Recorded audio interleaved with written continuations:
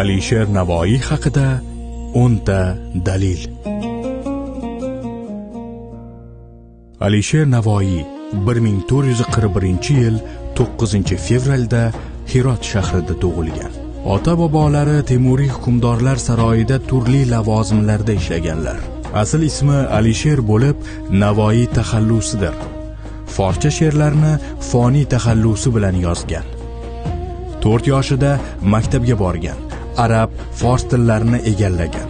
10 yoshidan she'rlar yoza boshlagan. Hirot, Samarqand madrasalarida o'qigan. O'zbek davlati doirasida Janubiy Turon, Xurosonni boshqargan. Temuriy Husayn Mirzoning bosh vaziri bo'lgan. O'z mablag'lari hisobidan Hirot va boshqa shaharlarda bir necha madrasa, 40 ta karvonsaroy, 17 ta masjid, 10 ta xonaqoh, 9 ta hammom, 9 ta ko'prik, 20 ga yaqin hovuz, kasalxonalar qurdirgan.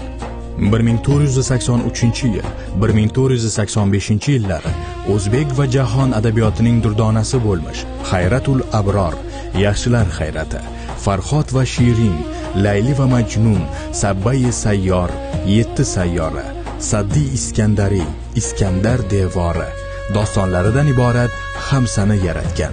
Tarix tili, adabiyot, axloq, musiqa, xattotlik yo'nalishlarida ham faoliyat yuritgan va qimmatli asarlar bitgan. Alisher Navoiy qoldirgan adabiy va ilmiy meros 100 ming baytdan ortiq. Alisher Navoiy 1501-yil 3-yanvarda olamdan o'tgan va Hirotda o'zi qurdirgan jome masjid shimolidagi yerga dafn etilgan.